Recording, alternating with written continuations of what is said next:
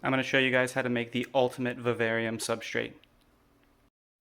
Alright, so excuse the stuff in the back. We got some herbs from the garden sort of drying and cuttings, taking root various. That's my girlfriend's sort of garden drying area. But I'm going to show you guys how to make the ultimate vivarium substrate. So the ingredients we are using today are going to be sphagnum moss, lumpwood charcoal, and a product called turfus. And then also a little touch of peat moss and purified water, just to rehydrate everything, because you can't, in my opinion, you can't rehydrate it with just normal water, or that'll just mess your substrate up right from the beginning. So what this is sort of an emulation of what's called Terra Preta. So in the Amazon, in areas where the indigenous peoples had lived previously but had not necessarily lived there anymore, they would find a soil that was quite different than the soil in the surrounding jungle. So it would have much higher charcoal and pottery content, like clay content, than the surrounding soil, and it was much more fertile than the surrounding soil. So it also had various other things like bone meal and human waste and just, plant waste, etc., etc. But it was basically the soil that was underneath these indigenous peoples' civilizations that they had purposefully enriched by adding charcoal and pottery shards to make the soil much more fertile. So this is sort of an emulation of that. It takes inspiration from that. So a lot of people in the vivarium hobby use what's called ABG, the Atlanta Botanical Gardens mixture. So this is a departure from that, and we are using Terra Preta. So I'm going to go into our ingredients kind of singularly so we can talk about them in detail. Alright guys, this is probably the most important thing. This is a product called turfus. So what it is, it's a calcined clay, and its original use was for like baseball fields, and it was used for like the pitcher's mound or just as a general soil amendment, but it has found a niche market within bonsai enthusiasts, orchid enthusiasts. People that grow specialty plants have found that this is an amazing media for growing almost any plant. It will never ever break down. It's clay that's been fired to an extremely high temperature, so it's completely waterproof. It'll absorb water, but it will never ever break down. It's completely inert. It will hold moisture for a long time. You can actually use this product as a standalone substrate, so nothing else. You can just put this in the bottom of your vivarium, make sure it's, soak it first, put it in the bottom of your vivarium, put your plants in it, put leaf litter on top, and the plants will thrive, I guarantee it. But we're going to be doing a few things to amend this, just a touch, and I'll show you what those amendments are. So the first thing that we are going to add is sphagnum moss. So sphagnum moss is a type of dried, once living moss. Sometimes it can actually come back to life, but it is a product that is also used in various niche like plant enthusiast groups. It's used to grow orchids, bonsai trees, etc. And it's also used in, I believe it's used in Atlanta Botanical Garden mixture, and it's also going to be used in our mixture. This holds water extremely well. It is a little bit acidic, so it helps add an overall slight acidity to the pH of the soil.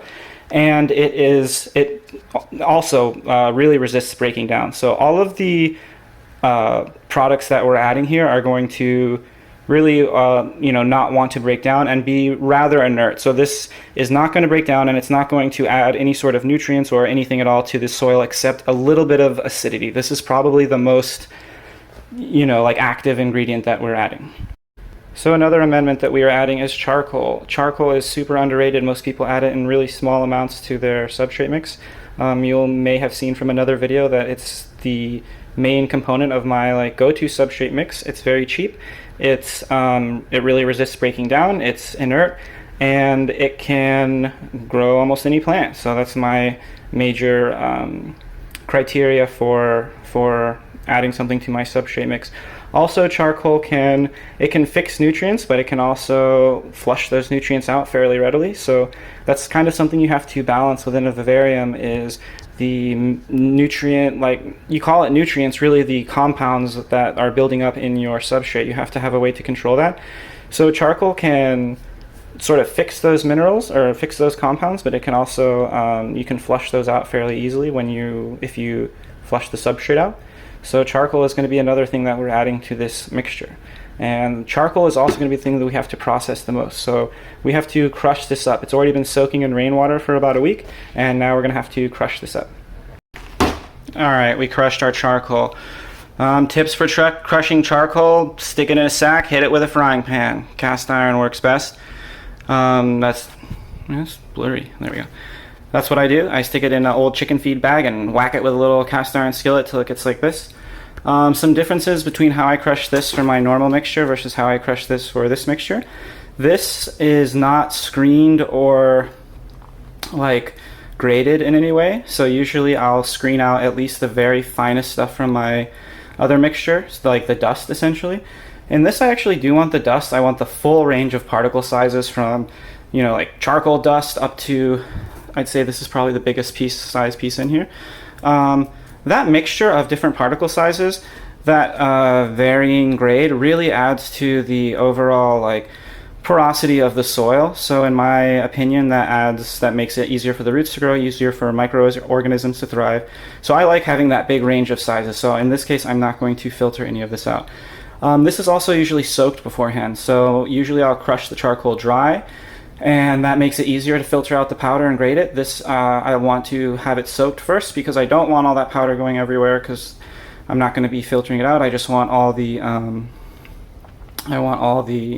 particles to be kind of in one pile. So having it kind of damp really helps with that. And then also the reason I have have such a great difference in particle size is the turfus. The particles are so standardized in the turfus that I can get away with, having a coarser charcoal or whatever. So yeah, so that's how we process the charcoal. So the next thing is going to be to rehydrate the sphagnum moss. Okay, so we got our dry sphagnum moss.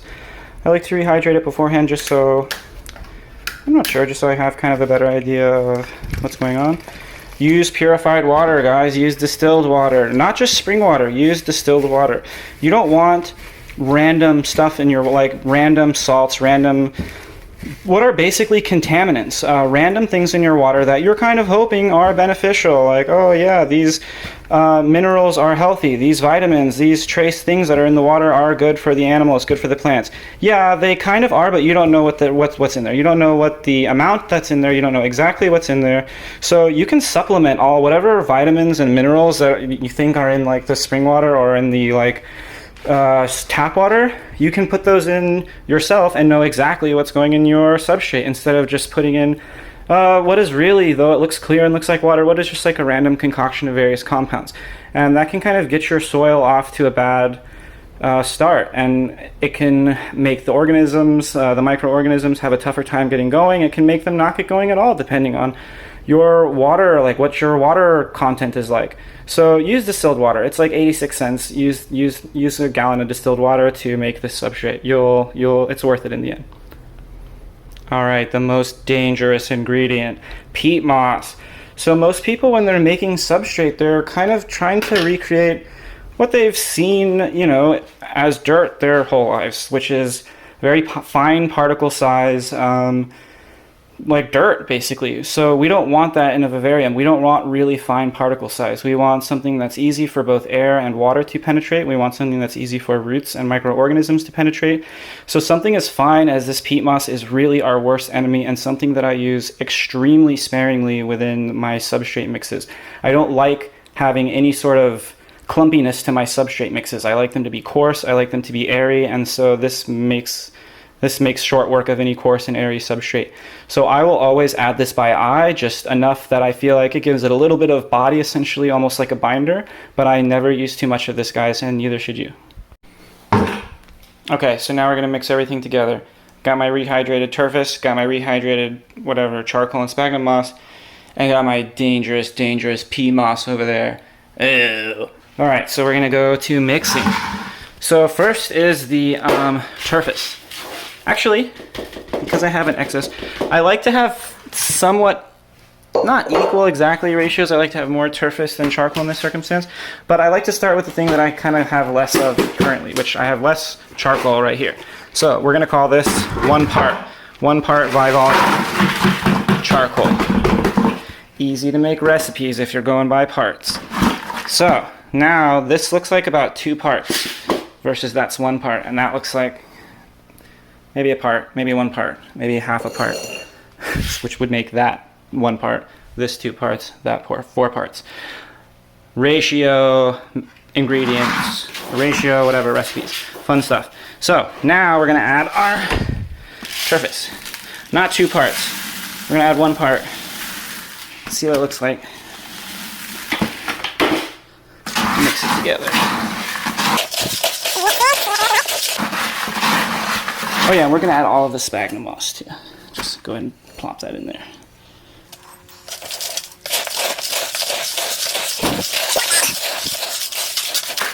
I'm gonna add a little more turfus.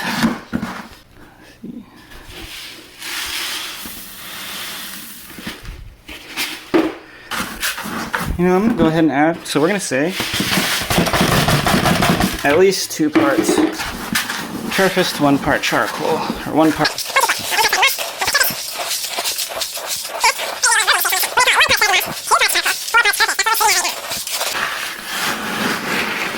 And I'm gonna show you guys. You can obviously see just how gravelly this is.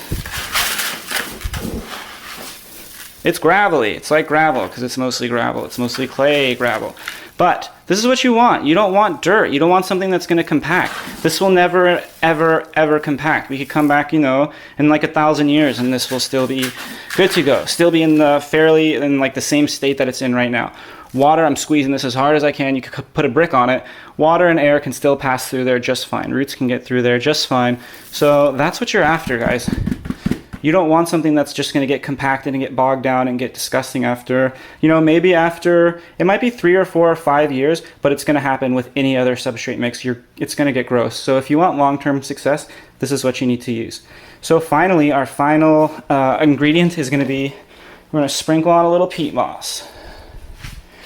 And be careful about it. Just a little shake and a shimmy of peat moss. And break it up. Mix it up real good.